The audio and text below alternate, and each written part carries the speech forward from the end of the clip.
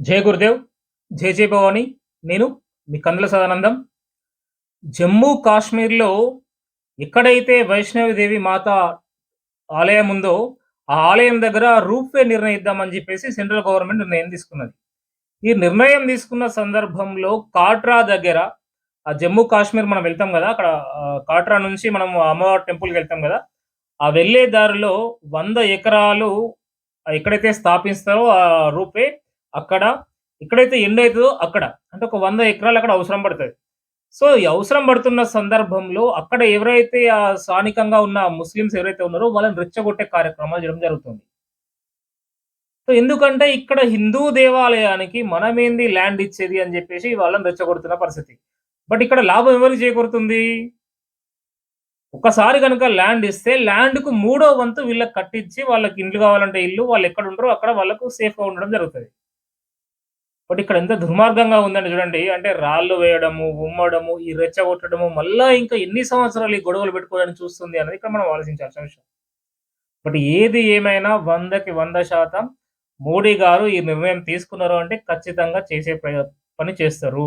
100% ఇది కార్యక్రమం జరుగుతది. వైష్ణవి దేవి అమ్మవారు అంటే ప్రపంచం మొత్తంలో ఉన్న హిందువులందరూ గూడా పూజించే అమ్మవారు ఒక శక్తిపీఠం.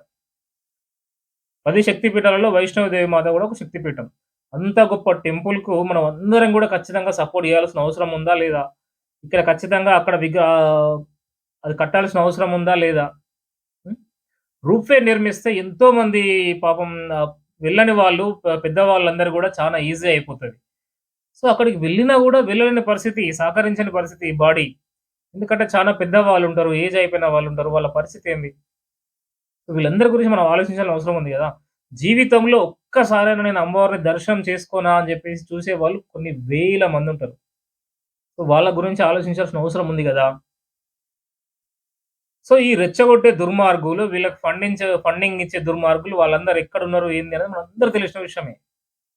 బట్ అంతే సపోర్ట్‌గా మనము మోడీ గారికి సపోర్ట్ ఉండాల్సిన అవసరం ఉంది. అధికారులకు సపోర్ట్ ఉండాల్సిన అవసరం ఉంది. ఏదైతే దేవాదాయ శాఖ ఉన్నదో, దేవాలయానికి సంబంధించిన ఆ వ్యవస్థకి మనమందరం గూడా ఒక రకమైన మెసేజ్ పెట్టాల్సిన అవసరం ఉంది. మనకు ఎక్స్ వేదిక ఉంది గదా! ట్విట్టర్. ట్విట్టర్ ద్వారా గూడా మనం ఒక మెసేజ్ పెట్టాల్సిన అవసరం ఉంది. ఎక్కడ సోషల్ మీడియా వీలైతే ఆ సోషల్ మీడియా పరంగా ప్రతి ఒక్కరు వైష్ణవి మాత అమ్మవారి విషయంలో ప్రతి ఒక్కరు మనం స్పందించాల్సిన అవసరం ఉంది. ఇది ఇప్పుడే గాదు, భవిష్యత్ తరాలకి పనిచేసేది గాబట్టి ఖచ్చితంగా దీనిపై ప్రతి ఒక్కరు మాట్లాడాలి. ప్రతి ఒక్కరు గళమెప్పాలి.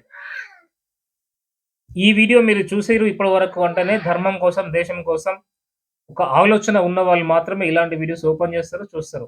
అదే విధంగా ధర్మో రక్షిత రక్షిత అన్నట్టుగా మనమందరం గూడా దీన్ని సబ్‌స్క్రైబ్ జేసుకోవాలి ఛానెల్‌ని. ఇంకో 10 మందికి తెలిసేలాగా వీటిని షేర్ జేయాలె. ఒక మంచి మెసేజ్ మీరు పెట్టడం ద్వారా ఇంకో 10 మందిని దేశభక్తులను తయారు చేయగలుగుతాం. వాళ్ళని ఆలోచింపజేయగలుగుతాం. ఏదో పిచ్చి పిచ్చి వీడియోలు చూసే బదులు మీరొక లైక్ కొట్టడం ద్వారా ఈ వీడియో వాళ్ళకి వెళ్లి ఒక మంచి వీడియోస్ వాళ్ళు చూసేయడానికి ఆస్కారం ఉంటది. సో, దేశభక్తులను తయారు కావాల్సిన అవసరం ఉంది. నాడే నాయకులను తయారు చేయాల్సిన అవసరం ఉంది. జై హింద్, జై భారత్. నేను మీ కందుల సదానందం. భారత్ మాతాకి